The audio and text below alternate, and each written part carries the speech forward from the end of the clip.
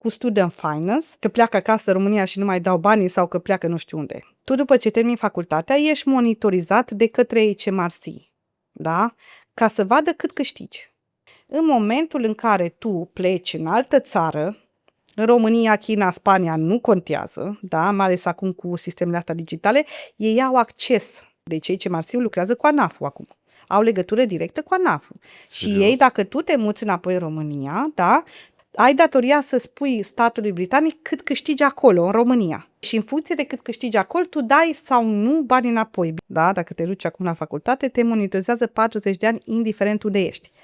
Și încă o chestie care oamenii nu știu și este precizată, este link-ul pe gov.uk. Dacă stai să judeci omul după cum arată și după aparențe, s-ar putea să te înșeli. În general înțeleg, respectă părerea asta. Sunt din sală și nu am părincă. Orice ardelean știe că secretul e să bagi slăină, brânză și cu ceapă. Un festin pentru suflet.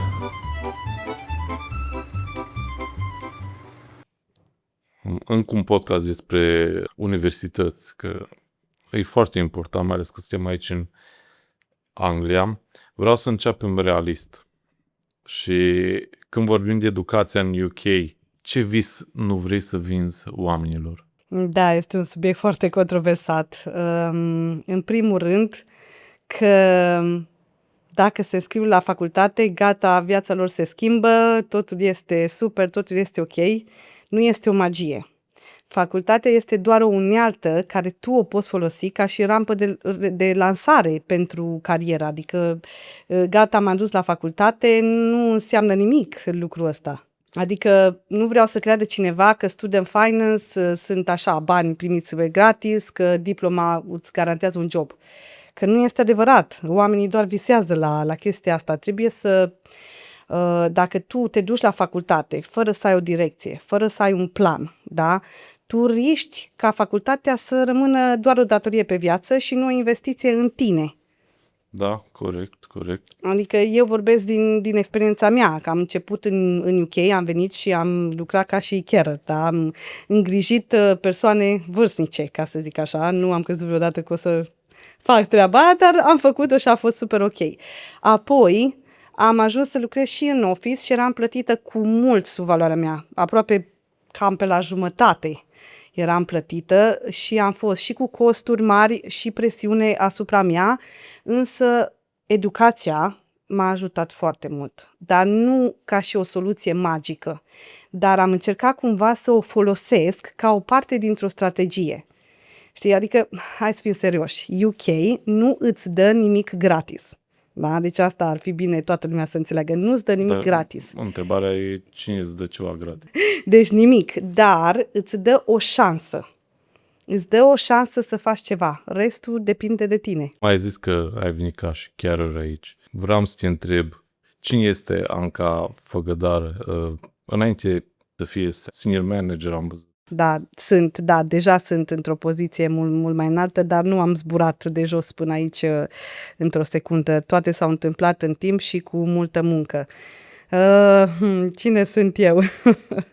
În primul rând, am venit aici singură, în UK, singură. Luasem un împrumut de la bancă de vreo 8.000 de lei ca să trăiesc aici o lună și un pic, în 2015.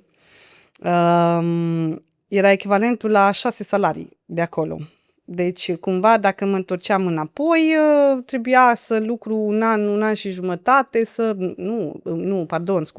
împrumutul a fost pe 5 ani. Deci dacă era să nu se întâmple nimic în Anglia, mă întorceam înapoi și timp de 5 ani plăteam undeva la 400 de lei pe lună împrumutul ăsta care eu m-am riscat. Am venit singură și mi-a fost foarte greu. Am doar cu o prietenă care a plecat după câteva luni și am rămas singură, nu cunoșteam pe nimeni. Și nu am pornit direct dintr-o poziție confortabilă. Da, n-am venit la un job de office și mentalitatea era în felul următor. Aici nu vii la office, aici vii la cules de căpșuni, la munca de jos, în warehouse, la spălat de toalete, nu vii în office, nici nu visam, nici nu îndrăzneam să visez la așa ceva.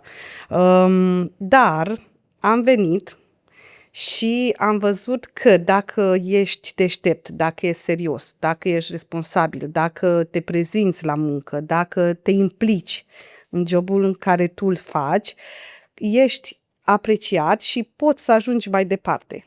Dar am învățat că asta depinde de mine, nu de jobul în sine și nu de nimeni altcineva, doar de mine. Asta. E o diferență față de România, că în România nu prea ești apreciat, chiar dacă îți dai interesul și de aia lumea nu-și prea dă interesul. Da, cumva am observat o diferență aici între, fac o paranteză, chiar este o diferență, pentru că aici cumva te forțează, dacă tu vrei să progresezi, trebuie să te implici în jobul respectiv și pentru compania respectivă. În România mergem la muncă doar ca să avem de unde să ne întoarcem și să avem bani pentru ziua de mâine. Aici cumva poți să rămâi și acolo, în poziția, da, clar că rămâi într-o poziție foarte joasă, sau poți să te implici ca și cum ar fi compania ta când lucrezi pentru cineva. Și atunci, cu siguranță, tu dacă te implici și e serios, cu sigur n-ai cum să nu progresezi. Deci chiar n-ai cum. Cineva tot te va vedea și, vezi, asta am simțit eu. Cineva m-a văzut. M-a văzut că mă duce capul, m-a văzut că pot mai mult de atât, mi-a văzut potențialul, și atunci cumva mi-a oferit așa ca o șansă să lucrez și la birou. Deci eu lucram carer, da, mergeam pe teren, un job foarte greu, o să revin cu mai multe detalii, și în același timp m-a pus să lucrez și la birou. Și de acolo încet am pornit spre restul. Ce vreau eu să spun este că prima dată am fost carer. Pe urmă am lucrat în caring home-ul ăla în birou. După aia am ajuns să lucrez ca și office manager la alte companii. Dar cumva ajungi la un moment dat să supraviețuiești. Adică nu ai saving-uri prea multe, ajungi așa la un plafon. Cât timp ți-o luat ție să ajungi în birou? Cam jumătate de an. Pot să zic că a fost norocoasă, da, adică Eu nu cred că a fost noroc. Nu, greșesc aici, că multă lume spune așa și câteodată o mai iau pe bune, dar nu este noroc. Este muncă, este responsabilitate, este implicare 100% și o dorință de a progresa, să ajungi mai departe și asta se simte și se vede. Vreau să zic o parte din viața mea.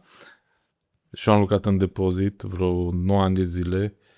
Într-adevăr am avut zile, iar mă duc la lucru și de când fac podcastul mi-am schimbat un pic atitudine. Și nu știu dacă a fost intențional sau nu, m-am dus cu altă atitudine, nu să mă plâng, că iar sunt să treacă noaptea sau, mă rog, că am lucrat schimb de noapte în ultimii ani și îmi făceam eu treaba, plus că îmi păsa puțin, nu ca și cum ar fi firma mea, dar s-o văzut. Pentru că mi-a dat muncă de birou, n-am mai împins paleți, chiar și în office-ul cu managerii am lucrat, ce le mulțumesc, dar asta e că dacă îți pasă un pic, să schimbă lucrurile, ce puțin aici. Da, și cumva ei în Anglia, cum să zic, te promovează dacă văd că vrei un puțin mai mult, Da. pentru că ei au nevoie de oameni din ăștia. Aici sunt foarte multe naționalități, da? Și fiecare, tot așa, ca și noi românii, majoritatea să venim să avem de unde pleca. Și atunci ei valorifică oamenii care văd că vor puțin mai mult, pentru că nu toți vor mai mult. Și atunci ei, cum au un om din ăsta, îl valorifică. Da. Și normal, pentru că ei știu că persoana are potențial și atunci este un win-win pentru ambele părți.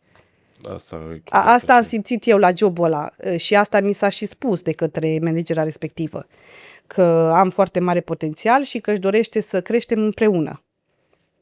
Cam asta a fost. De asta mi-a și oferit jobul din office, dar bine, era cu un compromis că înlocuiam și fetele de pe teren, ca și carer, da, și între timp, când aveam liber la amiază, lucram de dimineața până noaptea și la amiază, când aveam timpul liber, atunci lucram în office, deci era așa un compromis dus la extreme care l-am acceptat, dar na. Tu ce ai învățat din jobul de carer? Că se poate să faci orice muncă atâta timp cât este nobilă, unul la mână, chiar am enjoyed perioada aceea, am avut parte de foarte mulți bătrâni, oameni vârstnici foarte simpatici, de la care am învățat foarte multe, asta unul la mână. Doi la mână că pot să duc și greu, pot să fac și o muncă grea, fără nicio problemă, încă sunt capabilă, dar că nu este pentru totdeauna.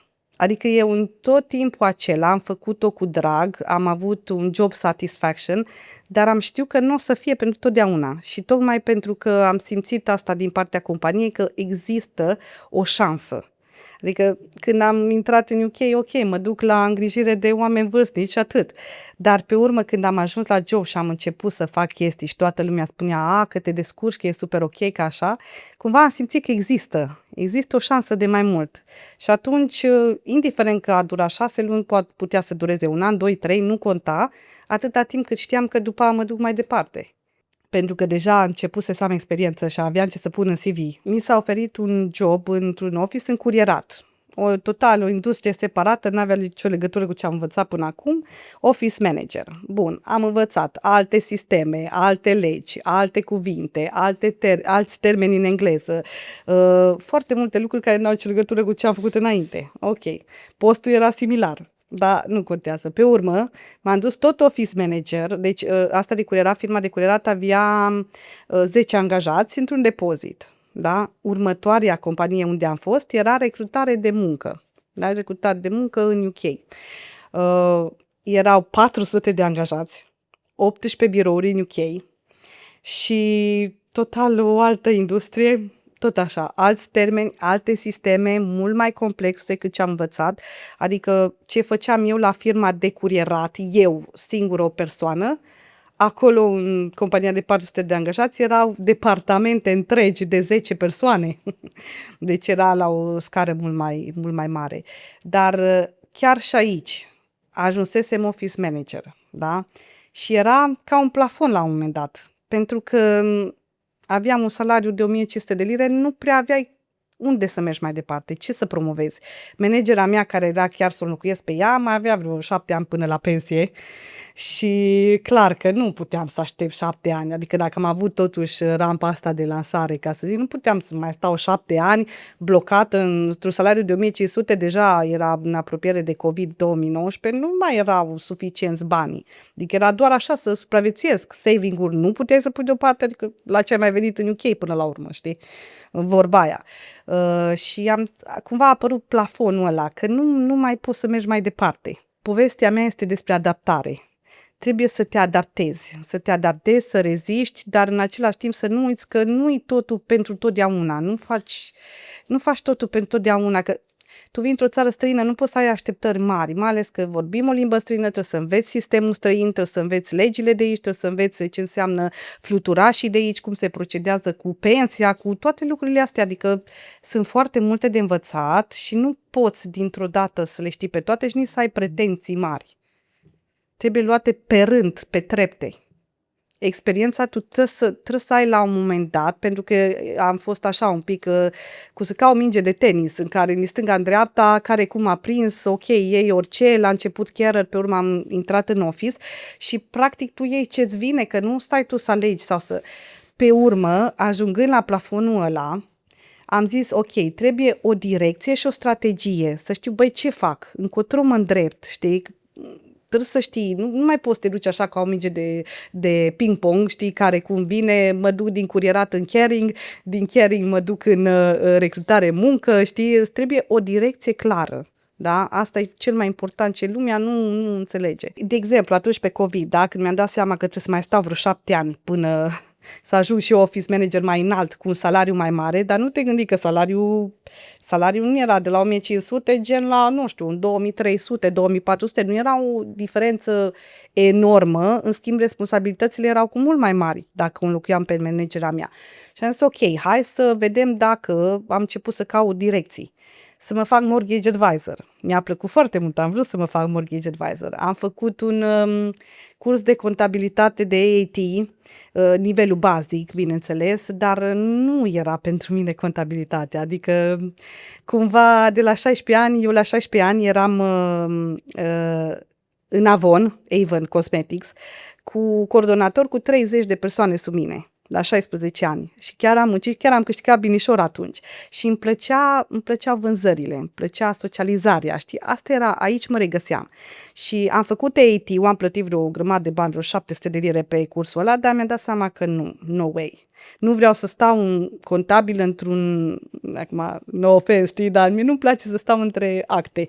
Eu vreau afară să vorbesc cu oamenii, să socializez, să văd ce simt, cum sunt și așa mai departe.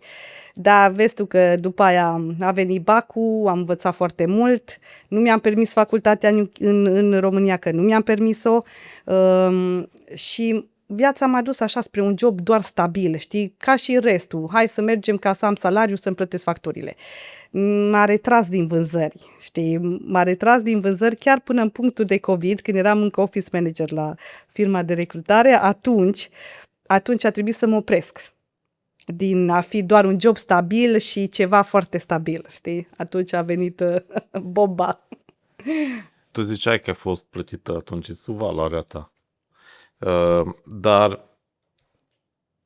ce ai luat ca experiență și cum ai transformat partea asta, puțin e dreaptă, într-o treaptă, de fapt? Da, bună întrebare. Deci, ca și exemplu, ca să înțelegi exact, în 2015 eram plătită cu 6 lire 20 pe oră pe un job care se plătea undeva la 10-11. Deci aproape dublu.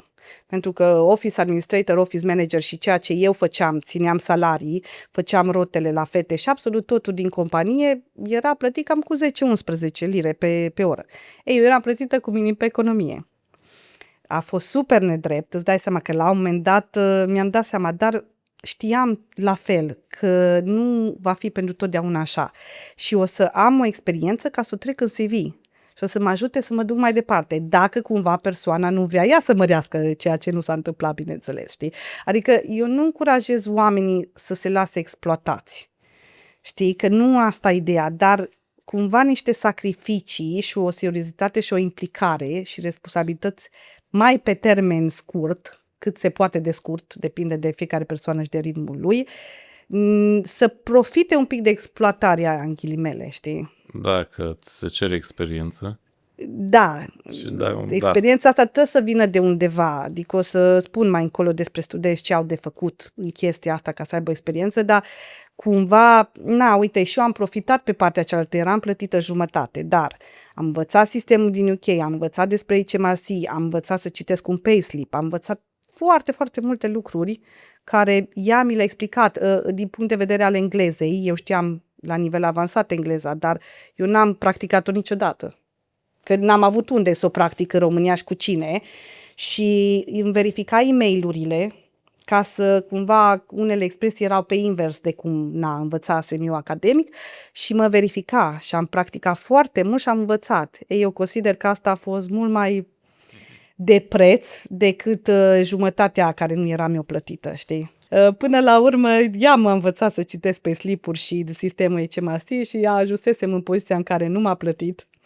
Lucrasem part-time cu ea, mă dusesem dincolo la curierat și nu m-a plătit pentru ultimele 3 sau 4 sau 5 luni, cam 5 luni erau, nu m-a plătit, tot că n-au bani și i-am dat în judecată.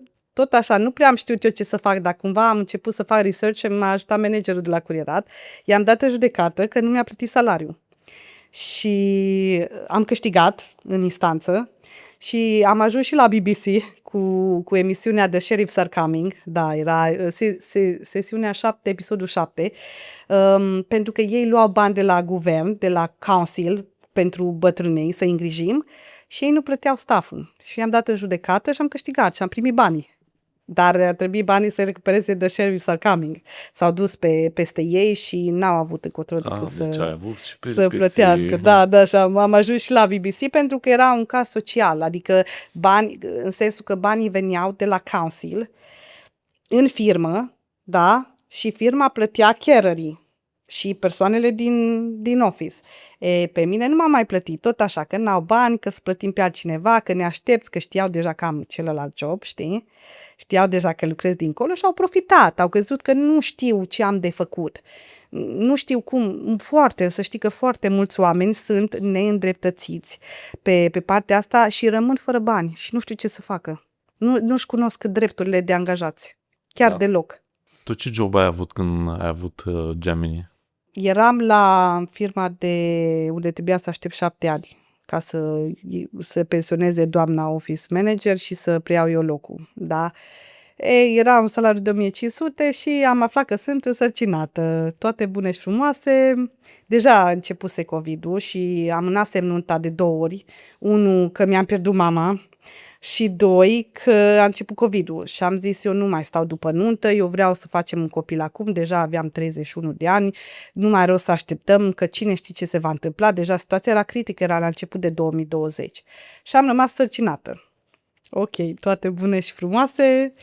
În Anglia, dacă n-ai pe nimeni să te ajute, cum eram eu cu soțul, între timp am căsătorit,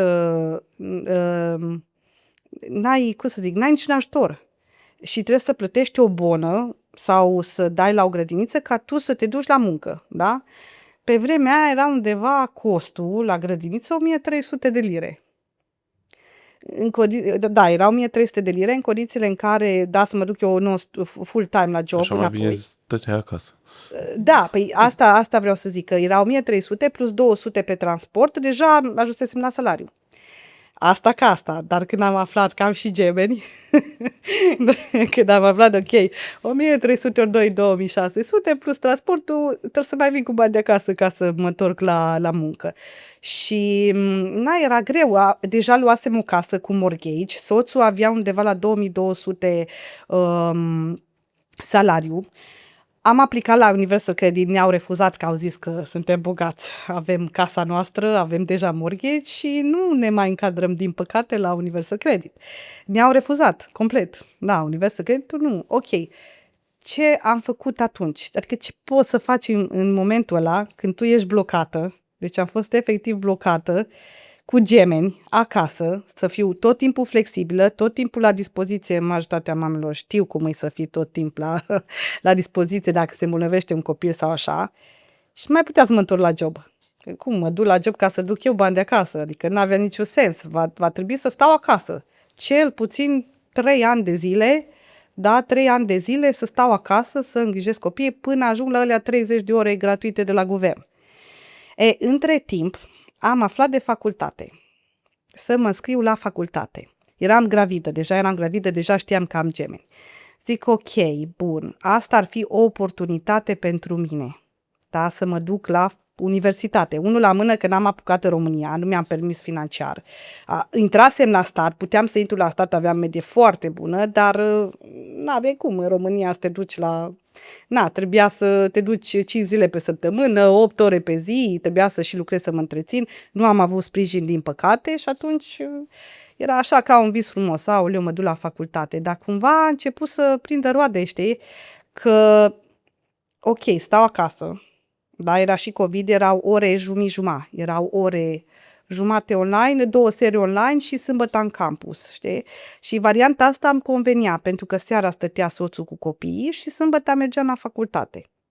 Da, deci cumva pentru mine chestia asta a fost ca o salvare, din mai multe motive să aleg universitatea. Da, vezi, uite, cumva... Vezi tu, când am aflat că sunt gemenii, deja a fost o schimbare totală. Adică viața m-a forțat să gândesc altfel, parcă zici că mă torcea înapoi în vânzări, știi, să fii flexibil, am zis, Doamne, ce facem acum? Am 2 minuni, adică mi-ai dat 2 minuni, 2 binecuvântări deodată, știi, mă aflasem la fată și băiat. Și n-are cum să murim de foame, adică cumva nu ne descurcam. De asta am și ales facultatea din mai multe motive, pentru că și maintenance law ne-a ajutat să supraviețuim în anii ăștia, că altfel n-aveam cum. Adică fără ajutor, cu un salariu de 2200, trebuia probabil să, nu știu, ne vindem casa, nu știu, mă fac așa scenarii în cap, vindem casa, ne mutăm înapoi în România, ce făceam acolo cu gemenii, că pe păsul e mult mai scump acolo față de aici, știi? Adică era foarte greu și a trebuit să găsesc soluții. Facultatea a fost salvarea. Dar totuși, acum, ținând cont că primești bani de la stat care îi dai înapoi, ai făcut facultatea pentru diplomă sau vrea să faci o carieră? Deci, de asta zic, a fost salvarea mea din toate puncte de vedere și hai să zic cum. Și pentru diplomă, da? Deși ca să am un degree în UK, că n-am avut șansa în România, pentru carieră, da? Ca să mă ajute în carieră, să progresez mai departe, pentru engleză, pentru că eu, ok, eram conștientă o să stau acasă 3 ani de zile, da? Era bătut în cuie, eu o stau acasă, nu o să am flexibilitate deloc până cresc gemenii, să-i dau la grădiniță de la 3 ani, când erau 30 de ore de la guvern. Acum s-a extins, dar atunci așa era. Engleza mea, acasă, dacă eu stăteam cu gemenii, nu mai știam nimic, decât nappies, wipes și cam atât.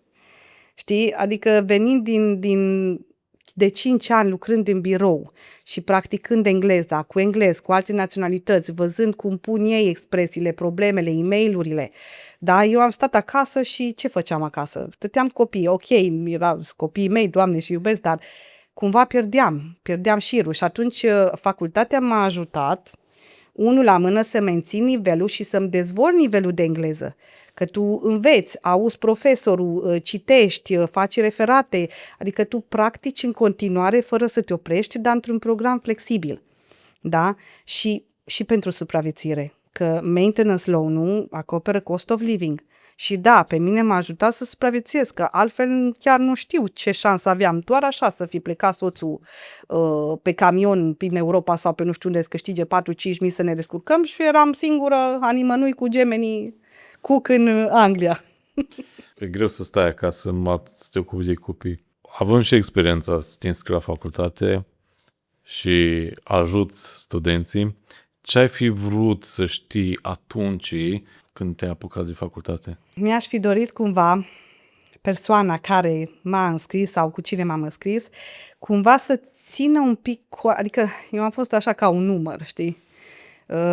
Să țină un pic cont. Cine ești tu, ce experiență ai, ce vrei să faci, unde vrei să ajungi, ce vrei să devii, adică să-mi dea așa măcar niște sfaturi generale, că poate nu ai timp să stai cu mine, ok, 1-1 să facem career progression, știi? Dar măcar așa o idee, adică nici măcar nu am fost întrebată cine sunt, ce job am, nimic, doar am fost înscrisă, am dat interviu online, că așa era pe COVID atunci, da, se dădea interviu online, nu dădusem și te scris pentru că aveam diplome cu engleză și atât. Restul am făcut-o singură, enrollment, toate procedurile am făcut singură, nici măcar un sfat despre ceva. Tu, fată, fă aia, nu fă aia, sau nu știu, du-te la cursul ăla, o idee. E important foundation year? Da, zici bine, foundation year. Da, este foarte important, pentru că te introduce în sistemul de UK. Cumva ca un fel de clasa 0. Da, ca un fel de clasa 0 pentru copiii mai mari. Pentru că bine, acum depinde dacă este integrat în curs sau nu, că dacă e integrat în curs e mai mult despre subiectul în sine. Dar dacă nu este integrat în curs, poate fi și separat și te învață în general cum trebuie să faci proiectele în UK, assignment-urile, referatele care le avem de predat, care este planul tău de carieră. Deci, uite, Student Advisor-ul nu m-a ajutat deloc în privința asta, însă în primul an, că am făcut cu Foundation, mi-am făcut Personal Development Plan. Deci mi-am făcut planul meu de dezvoltare personală. Deci Foundation Year te învață lucrul ăsta. Te învață, insistă foarte mult pe chestiile tehnice din facultate, cum să scrii bibliografia, cum să scrii referințele, de unde ți iei tu referatele. Foarte, foarte important. Pentru o persoană care vine din afara Angliei, 100% recomand. Eu cred că nu numai pentru o persoană care vine din afară, că chiar de și multe chiar nu și știi. da. Nu știi cu ce se mănâncă, nu știi engleza poate la nivel academic, ce termen trebuie să folosești, de exemplu, nu ai voie să îți pui părerea personală. Deci nu ai voie tu trebuie să fii obiectiv și să privești dintr-un punct obiectiv și din cărți. Nu poți spui in my opinion, da? Deci foarte, foarte multe lucruri care le înveți Foundation Year și dacă tu te duci și intri direct în subiect din anul 1, e foarte greu, aproape imposibil. Care e greșeala cea mai mare pe care românii o fac când își aleg facultatea? Că aleg fără consiliere, adică fără plan, fără strategie, fără direcție. Ba că li se pare cursul ușor, ba că e maintenance loan, ba că e programul nu știu care, cumva nu este așa o direcție și un plan. Te duci așa ca să te duci. Adică te duci la datorie, să-ți faci o datorie pe viață ca să ai de unde să vii, să ai ce să plătești. Mai am cunoștințe care și-au ales psihologie și le ofer posibilitatea să vină cu mine la evenimente unde pot cât de cât să audă și nu vin. Și am zis, măi, eu dacă aș fi făcut o facultate, chestia asta e aur. Adică te duc undeva unde de fapt tu poți să iei ceva, să știi Să folosești, cum să ai se ca mănâncă. experiență. Da. Experiență. Nu trebuie să practici tu. Da, Dar doar poți să vezi, doar să asiști. Da, tu oferi o oportunitate foarte bună. Păi vezi, aici e chestia că lumea nu înțelege ceva. Tu te duci la facultate, dar tu trebuie să muncești, tu trebuie să faci referatele, tu trebuie să fii activ la clasă, să nu te duci acolo să dormi în ultima bancă, da? Trebuie să faci networking, deci asta e că urmează trebuie să faci networking cu profesorii, să întrebi, să pui întrebări, că ei profesorii sunt primii care te pot sfătui încotro să o iei. Corect. Da? Proiecte, tu trebuie să faci voluntariat în timpul... Vezi tu că asta e majoritatea și nu doar aici. Ai spus asta bine. Da, pentru că, știi de ce? Pentru că toată lumea ia un lucru și așteaptă până la final să se întâmple ceva. Vine diploma, ok, ai hârtia și ce faci cu hârtia? Nu faci nimic cu hârtia. Tu în timpul facultății, de la început, tu trebuie să te apuci de muncă și să faci voluntariate, să faci proiecte, să faci multe lucruri pe din afară. Tu când termini și ai și diploma, să fii deja echipat cu toate instrumentele și experiență, să începi deja să ai experiență. Dacă tu aștepți până în anul 4, termini facultatea, ai diploma, ok, și acum ce fac? Asta e marea greșeală a studenților în general, nu doar a adulților maturi români care despre asta vorbim, merg la facultate. Vezi, mi-ai spus acum o chestie cu voluntariatul, e aur pentru Anglia, că ție pur și simplu îți dă experiență pe tavă. Da. Și nu trebuie să te omori, nu trebuie să te duci la voluntariat 10 ore pe zi și să nu mai poți munci. Adică cumva poți să o faci un pic treptat. E un sacrificiu până la urmă și da, e din timpul tău, că nu stai pe canapea să te uiți la fotbal sau la telenovele, dar până la urmă vrei sau nu vrei să progresezi. Contează foarte mult pentru CV. Da, foarte mult. Și aici ai posibilitatea. Uite, de exemplu, și dau un exemplu banal. Dacă tu te duci la un charity shop, da? Și, cum am făcut eu business management, așa, am ales că mi se părea cel mai flexibil și cum lucrasem în mai multe industrii diferite care nu aveau nicio treabă, dacă mă duceam la un charity shop și lucram o zi pe săptămână, dau un exemplu, puteam să pun pe CV că, uite, am ajuns poate să fiu team leader, am intrat în relații cu clienții, știu să comunic cu clienții, știu să organizez timpul, știu să bat la o casă și să scot un receipt, știu să fac aia. Dacă tu nu faci nimic, da, stai acasă și ai diploma, ok, te duci la angajator, păi și tu ce poți face? Băi, nu știu. Da. Știi? Și iar încă o chestie care am înțeles, că eu am ales business management tocmai din cauza că eram foarte confuză și așa ca ping-pong, știi, nu știam în ce direcție să o iau, dar iar încă o chestie foarte importantă, oamenii trebuie să meargă pe ceva mai specific. Am observat că în UK cumva trebuie să fii mai specific. Business management e destul de larg și atunci, ok, faci cursul, că e foarte bun cursul, da, e foarte bun, înveți totul despre afaceri de la A la Z, dar tu dacă să faci o experiență într-un anumit domeniu, să te duci pe domeniul ăla. Dacă ei, nu știu, dacă tu te apuci de, ce să dau exemplu, curierat, să zice că faci business management, da, și lucrezi în curierat, da, ca să iau asta, logistică, transport, logistică, curierat. Tu după aia poți să faci un curs adițional după facultate, plătit, cât e, că nu e o apere, în supply chain. Da? Faci un curs în supply chain extra pe lângă facultate, că facultatea nu e suficientă. Și vii așa, tu vii la angajator în față și îi dai diploma, îi dai experiența din curierat care o ai deja și dai și cursul cu supply chain. Și vii și spui, eu știu să fac asta și asta.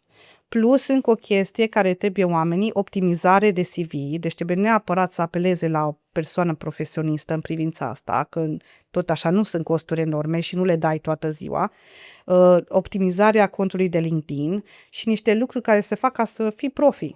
Adică trebuie muncă în timpul facultății, trebuie muncă 100% și sunt 4 ani, e un termen limitat.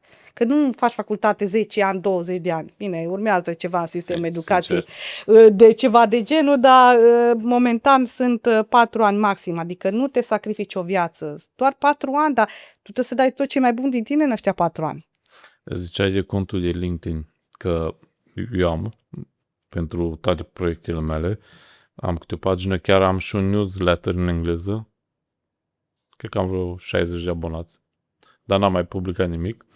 Dar e important pentru că sunt urmărit de oameni de afaceri de aici din Anglia. Da. Dar, bine, eu acum sunt ca business.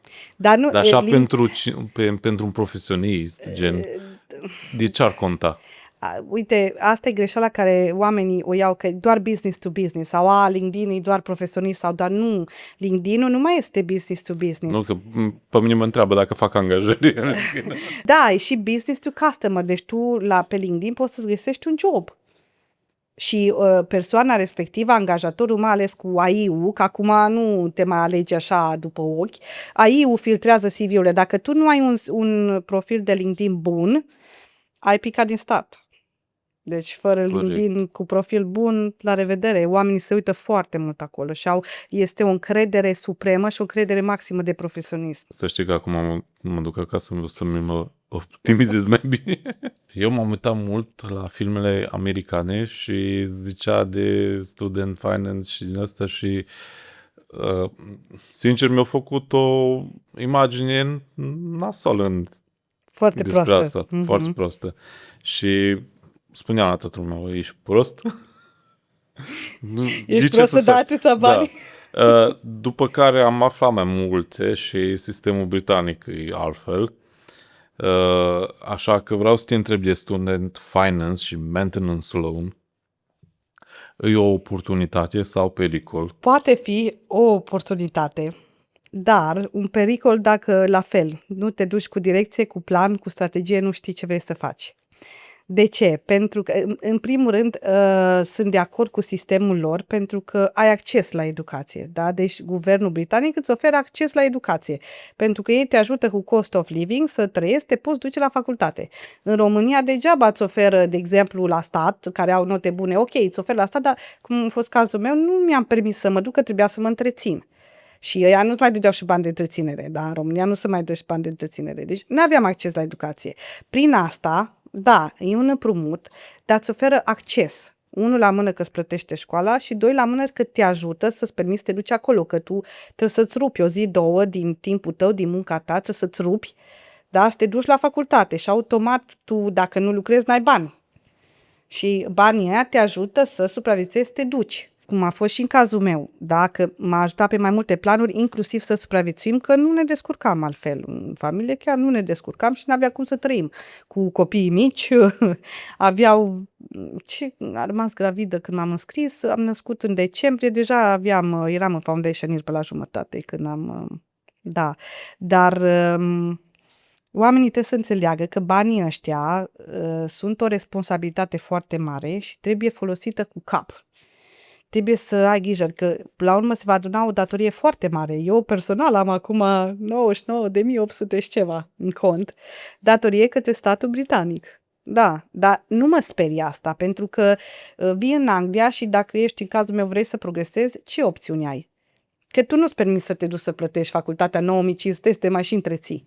Dacă te acum, înainte era 1000 și ceva, acum e 9500, deci tu nu poți să vii în Anglia, să visezi la facultate și să te duci să plătești 9500 pe an, da? Și să te mai și întreții, să te mai și duci la facultate. N-ai cum.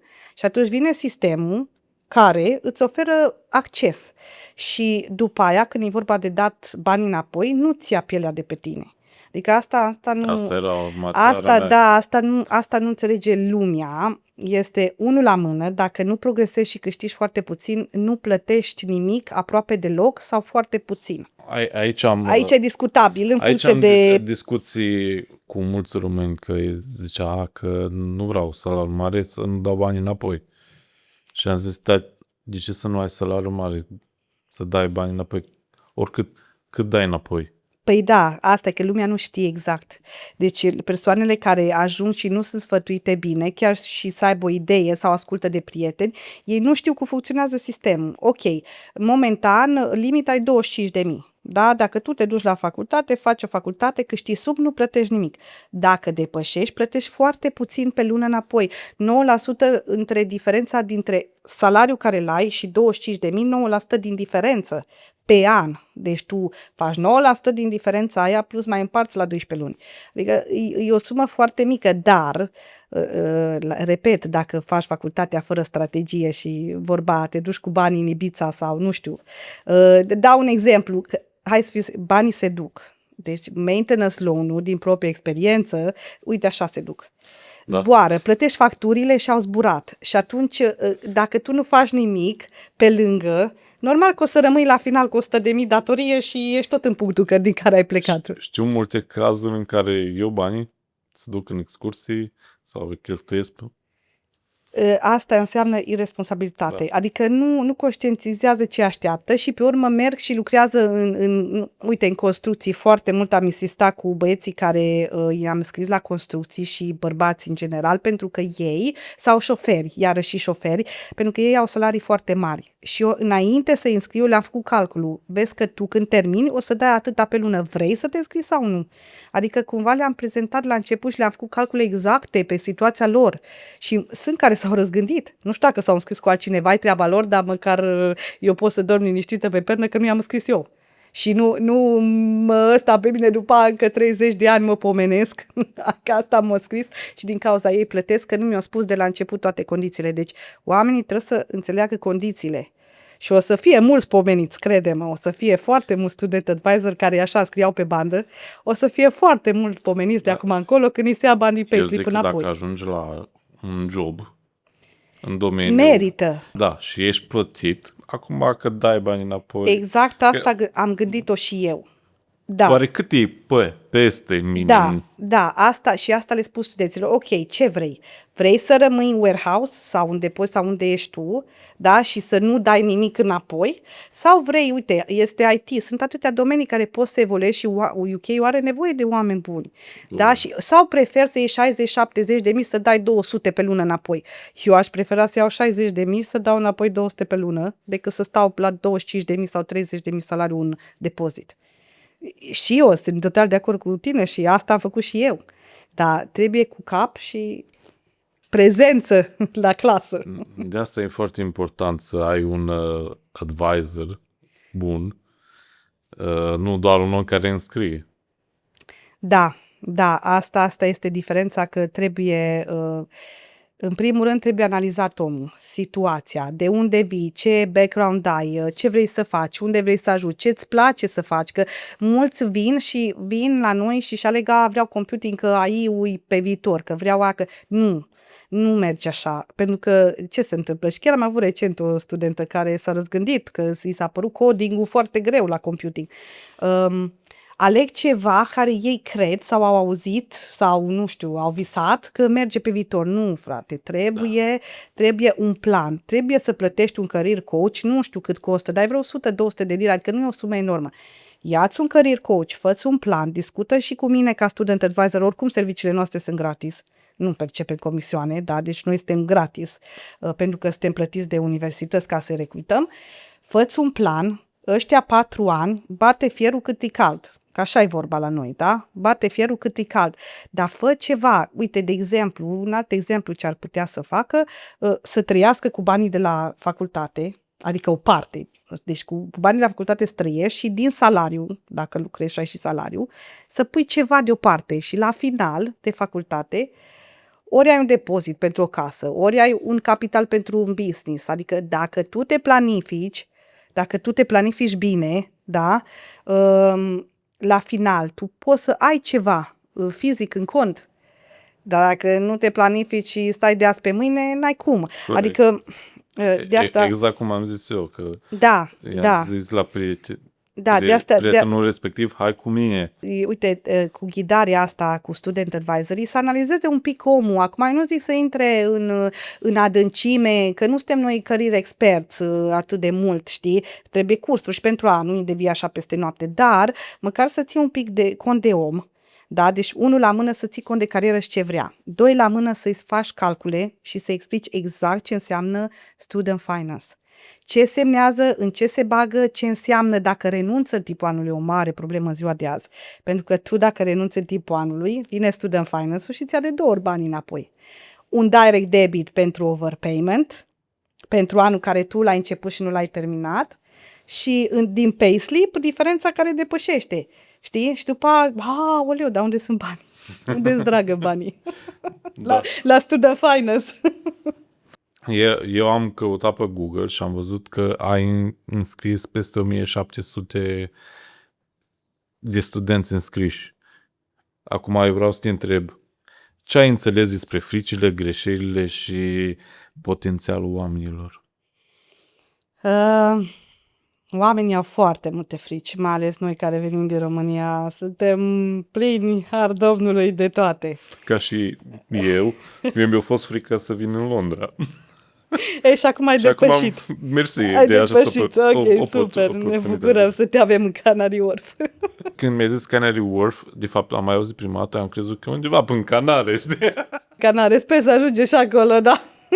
Avem. Oamenii vin din ex-comunism, știi, mai ales România, cu multe frici, multe mentalități. În primul rând că nu sunt suficienți. Nu au încredere în ei. Noi mai facem și pe psihologie, adică o parte din jobul nostru este și de încurajare și de a face un pic pe psihologul și pentru că oamenii au nevoie de oameni, știi, să fie alături de ei în primul rând. Foarte mulți, o mare, mare problemă, neîncrederea în engleză, pentru că ei vin cu mentalitatea din România că tu trebuie să știi engleză gramatical perfect corect. Da? Și vii aici, eu în compania unde am lucrat cu 400 de oameni, recepționista englezoaică, lucrând de 40 de ani în recepție, îmi scria niște e-mail-uri în care nu înțelegeam nimic. Era total greșit gramatical din punct de vedere al englezei și eram, ce Doamne iartă-mă aici.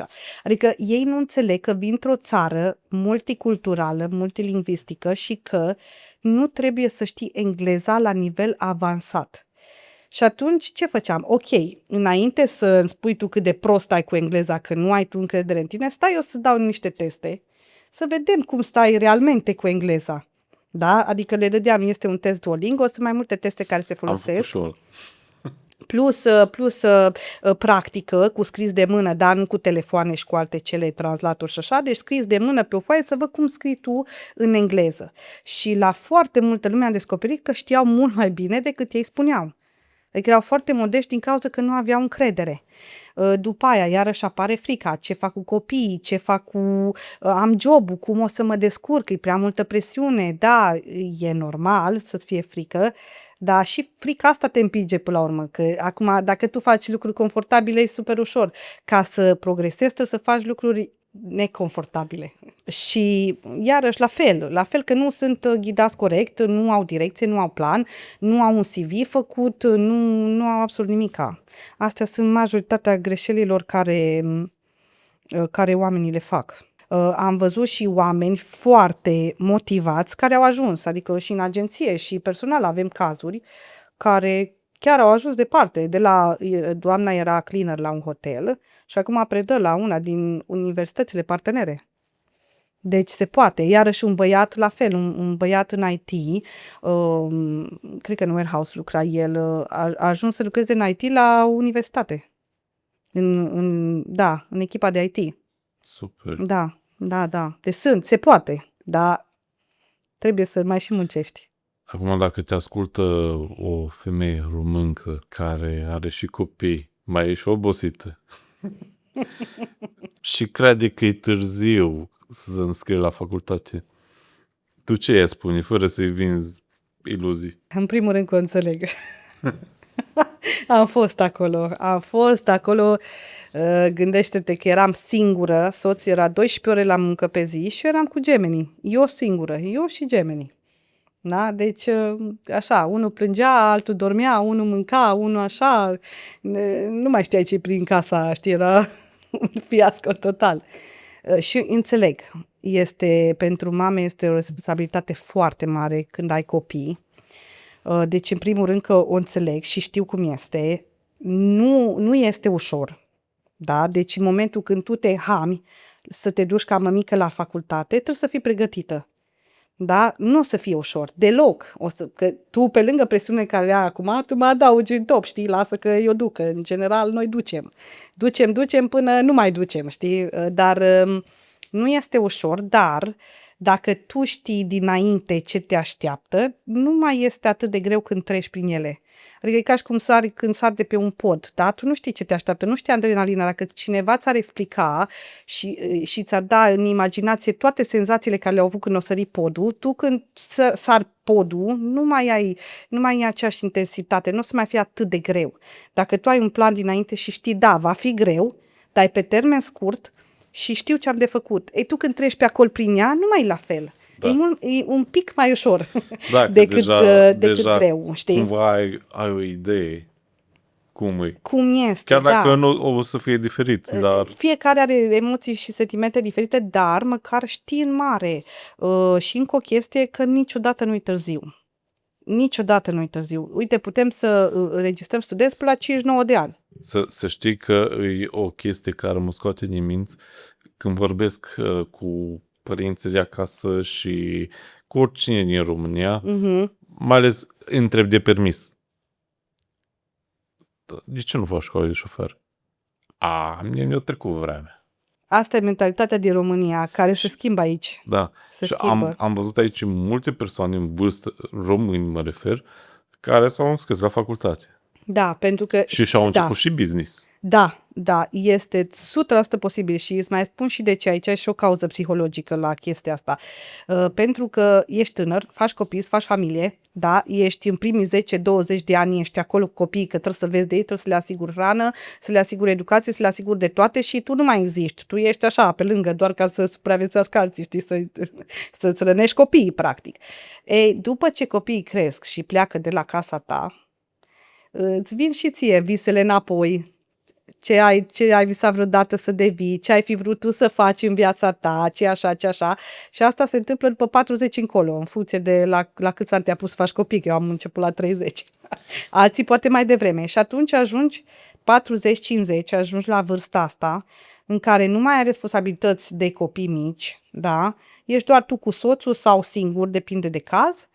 Și ok, hai să fac și eu ceva pentru mine. Știi?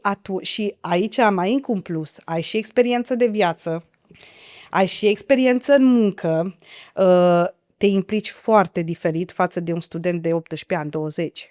Pentru că, la 18 ani, 20, mai faci facultatea obligat de părinți. Mai distracții.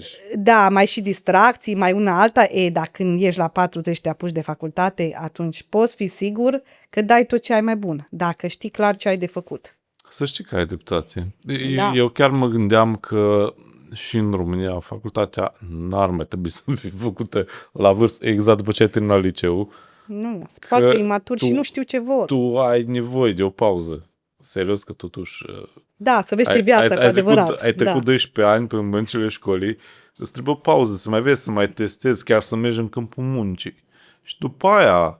Da, și ce vrei să faci? Și mulți descoperă ceva ce le place sau ce pentru ei foarte târziu, mult mai târziu, dar asta, ok, și ăia dacă descoperă atunci ce să facă? Să nu mai facă? Să se oprească din evoluție? Sau, uite, cum zici tu de domnul care și-a deschis afacere, sunt foarte multe cazuri și el dacă s-ar fi oprit, dar sunt prea bătrân, păi nu ești niciodată prea bătrân. Am avut recent un domn de 80 de ani care m-a întrebat dacă poate să facă facultate și a zis, domne, îmi pare rău numai dacă te susții singur, că zic că sună faină să nu-ți mai până la 59 de ani, pe urmă scade maintenance loan-ul peste dacă ai mai mult de 59 de ani împliniți. Dacă stai să te gândești, e o investiție bună, că acum, sincer, nu poți să te bazezi pe pensii. Și mai bine să ajungi să faci ceva, să profesezi ceva, să ai un business. practic să ai un sens în viața Da. asta, știi? Că lumea de astăzi suntem luați și trăim, știi cum e, ne uităm la alții, vai ce frumoasă, ce viață frumoasă au, ne victimizăm, vai că ea merg în concediu, vai că e așa, vai că TikTok-ul e plin, Facebook, TikTok de viețile altora, dar tu când să o mai trăiești pe a ta? Da. Știi? Și să faci ce-ți place. Iar încă o chestie care am uitat să o menționez mai devreme, că ți-am zis, vin și zic, vreau computing, că ai acum, ai așa. Nu. Ție ce-ți place să faci? Păi mie îmi place să desenez. Ok. Dacă ție îți place să desenezi, te duci la artă sau la arhitectură sau în altă parte. Da. N-ai ce să cauți la computing. Te bagi acolo în coding, ieși din facultate ca vodă prin lobodă și nici nu faci nimic, mai rămâi și cu datoria de 100 de mii. Vrei să spun eu ceva? Da. Mie îmi plăcea partea de coding. Ok. Și mă gândeam că o să fac asta. M-am apucat de un apprenticeship de digital analyst. Și nu mi-a mai trebuit.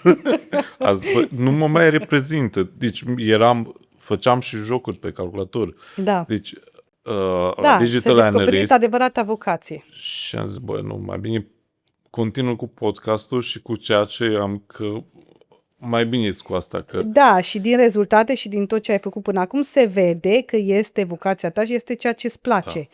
Da? Ca Am și mai mine contabilitatea. am mai folosit coding-ul, nu zic că nu. Dar acum ai AI-ul și ți mai ușor. Da.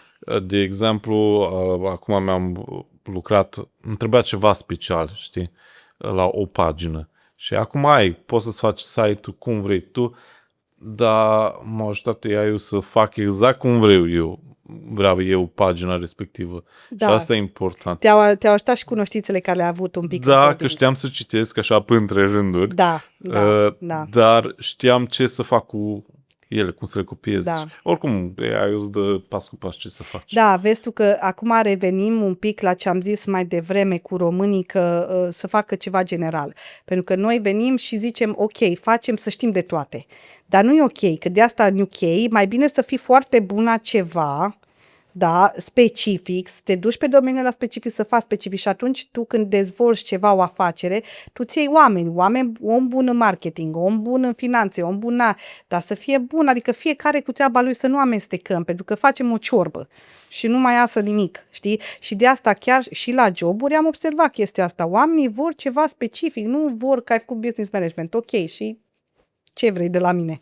Aș vrea să te întreb că dacă Andra de astăzi s-ar întâlni cu Andra care lucra ca și carer, ce îi spune? Să nu renunțe. Deci, unul la mână, să nu renunțe. 2.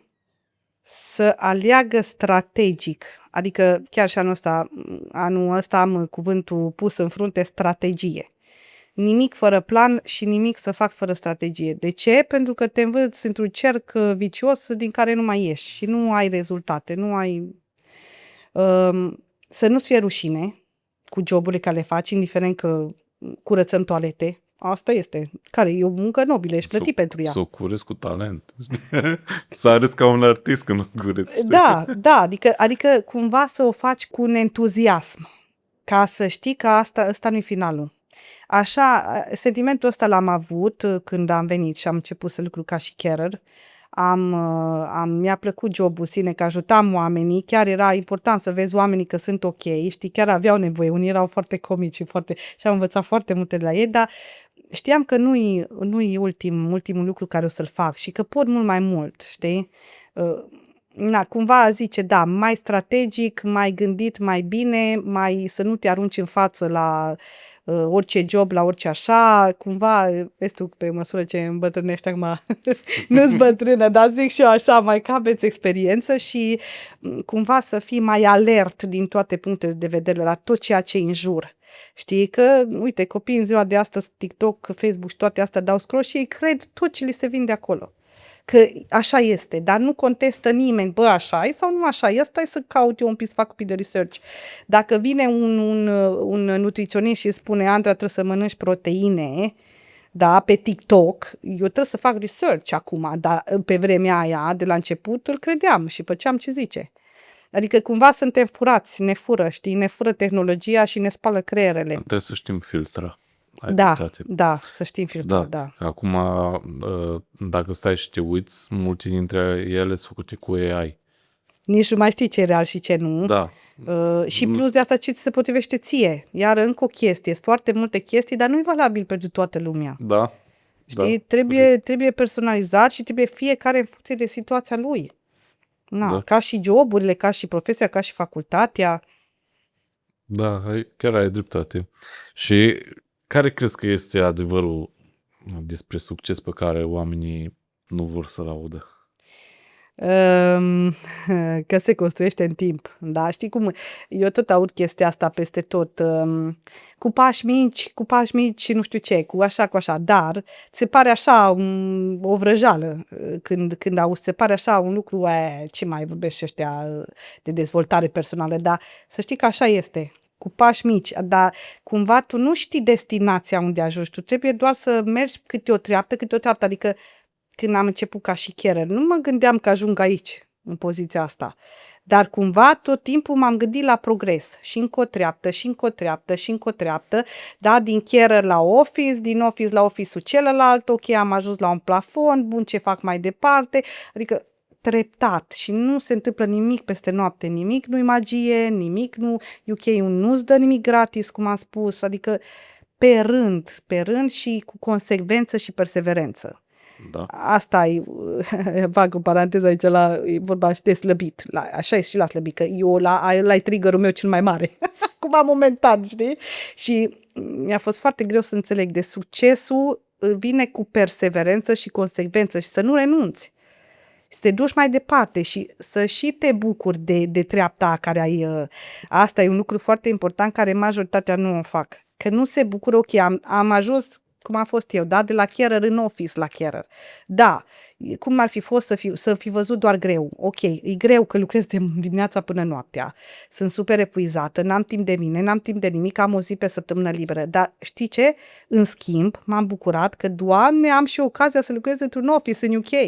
Bă, ești nebun? Adică chiar era ceva wow pentru mine. Și crezi că mi-a mai păsat că nu dormeam decât 6 ore și eram epuizată? Nu mai contat. Trebuie să te și bucuri de treapta înainte să treci la următoarea. Că dacă nu te bucuri și nu conștientizezi unde ești, nu ajungi la următoarea. Și cum te poți bucura? Da, nu te bucuri deloc. Că intrăm în chestia asta de workaholic. Știi că și asta e o adicție până la urmă. Și am fost acolo. Eu am fost acolo când am devenit student advisor. Eram și workaholic, știi? Dar nu te mai bucuri. Muncești, ajungi, dai în boli și în alte cele sau, nu știu, ai o problemă în căsnicie sau te despați. Adică chestiile astea extreme și adicțiile duc la ceva nasol, știi? Și dai într-o chestie de asta, nu te mai bucuri de viață și... Păi, există istorie în România, că așa era cel puțin tata. Bine, și mama. Mama era acasă, era ocupată tot timpul făcea ceva. Ba făcea prăjitori, ba își găsea ea ceva. Sincer, părinții noștri nu prea s-au ocupat de noi, dacă stai să te gândești. Deloc. Ei chiar au fost workaholici, că ba muncă la țară, ba era altceva. Chiar ieri am făcut un video în care am zis de pedeapsa pe care o primeam noi. N-ai voie afară. Până ce te înveți minte. Acum, asta nu poți să folosești. Că copilul zicea, ok, își pune căște, merge pe tabletă. Da, aici domeniul ăsta e un subiect foarte controversat și aici, părerea mea, n-am ajuns încă acolo, copiii au aproape 6 ani acum, dar aici trebuie foarte multă educație părinților. Deci părinții trebuie să se educe în privința asta. Tu poți să-l faci pe adolescent să facă ce vrei tu, nu-i corect să zic așa.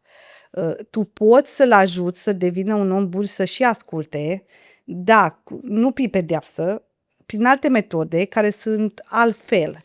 Adică nu mai este motivația de bătaie fizică și pedeapsa că n-ai voie să ieși, sunt alte metode mult mai soft, mult mai ok, care îl ajută și pe el să fie mai ok în viață, știi? Noi suntem plini de traume și traumatizați, vai de mama noastră, prin ce am trăit. Totuși, dacă vorbeam de copii... Trebuie subiect sensitiv.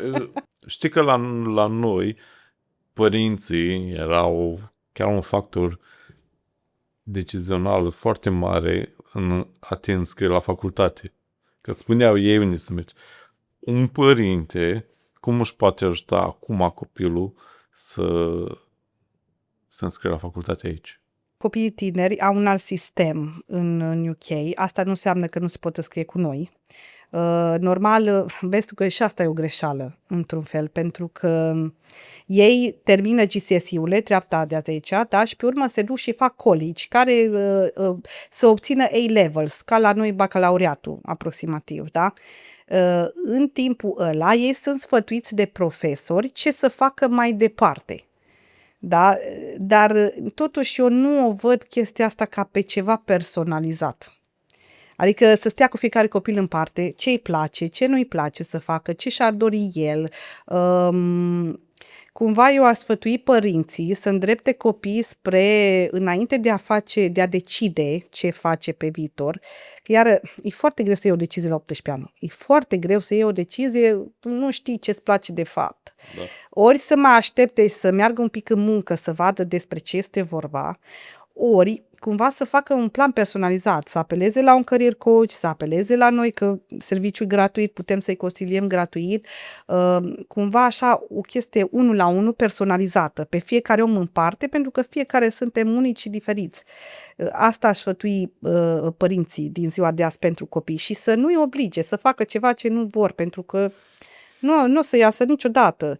Știi cum e? Noi vrem ca și copiii noștri să ne îndeplinească nouă ce ne-am dorit, dar nu e corect. Ei sunt persoane total separate și diferite de noi și nu e corect pentru ei. Trebuie să lași copilul să facă ce vrea el și să devină ce vrea el. Să aibă ce job vrea el, pentru că tu la un moment dat te duci, mori, știi, și el rămâne cu ce ai dat tu, adică nu mi se pare corect. Dar e foarte important, da, și chiar am avut niște cazuri cu copii tineri, că venise vorba, cumva prin UCAS și prin sistemele care sunt în UK, nu pot să intru foarte mult în detaliu, așa, dacă tu ai făcut, de exemplu, college, A-levels de, nu știu, computing, cumva ei te trimit mai departe pe ruta aia. Înțelegi? Dar tu poți să schimbi. De exemplu, ei cumva nu pot să zic că te forțează, dar cumva ei îți dau opțiunile de computing, știi? Ok, te duci, aplici, ai 5 universități, computing sau ceva similar de computing. Noi, dacă facem o analiză a persoanei și persoana vine și spune că ea vrea fashion sau uite, mi-ar plăcea să lucrez în fashion, dar mami vrea computing sau mami mi-a zis să mă duc la computing că am un job și o speranță pe viitor, cu siguranță i-aș recomanda cursul de fashion marketing sau fashion design, știi, sau fashion management, adică se poate. Chiar și după ce termini A-levels pe un domeniu, poți să schimbi.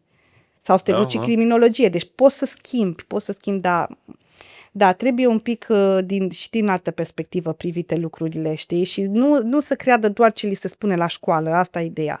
Că să cerceteze pe mai multe planuri și cu mai mulți profesioniști în domeniu. Ne apropiem și de final. Care este concluzia ta? Educația în UK schimbă viața sau doar omul care o folosește cu cap își schimbă viața? E ca o unealtă. Deci trebuie neapărat să o folosești cu cap, pentru că este o datorie și trebuie să o convertești din datorie în investiție. Știi, mai au ăștia o vorbă la proprietăți, good debt și bad debt, adică datorie care te plătește și datorie care doar rămâi cu ea și ai, uite, ca și cum, ce să zic, nu știu, hai să dau un exemplu, cumperi o geantă Louis Vuitton sau mai știu eu, în rate, da? E un produs care îl ai pe termen scurt și tu rămâi cu datoria să o plătești, efectul se termină că te-ai săturat deja de geantă până termin de plăti ratele și nu te mai alegi cu nimic. Asta e o datorie pe viață și trebuie să o convertești, să te plătească ea pe tine, nu tu pe ea. Și cum faci asta? Păi dacă tu trebuie să te implici, să muncești, să fii responsabil, să dai tot ce e mai bun, după cum am spus, în ăștia 4 ani.